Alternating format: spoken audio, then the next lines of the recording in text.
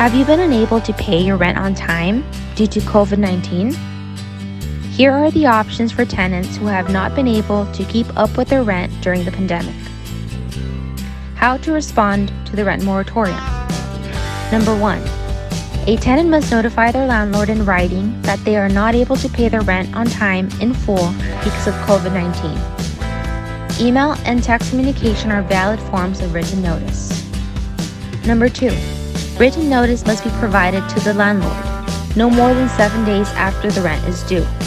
For example, if your rent was due between March 17th and April 7th, let your landlord know no later than April 14th.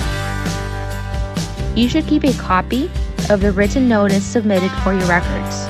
A sample notice to the landlord and link can be found at the end of the video. Number 3. Within 30 days of the date rent was due, the tenant shall provide the landlord documentation or objectively verifiable information that the tenant is unable to pay rent due to financial impacts related to COVID-19. The tenant must provide the landlord with additional documentation for each month that rent is not paid.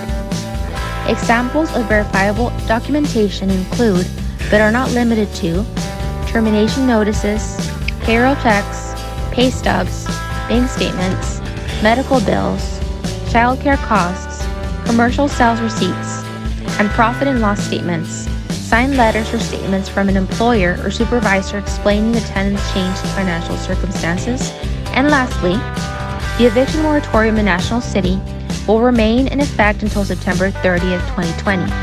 However, any rent not paid through September 30th will be due no later than December 31st, 2020. Please note that there may be a state or federal law that may change the terms of repayment of rent.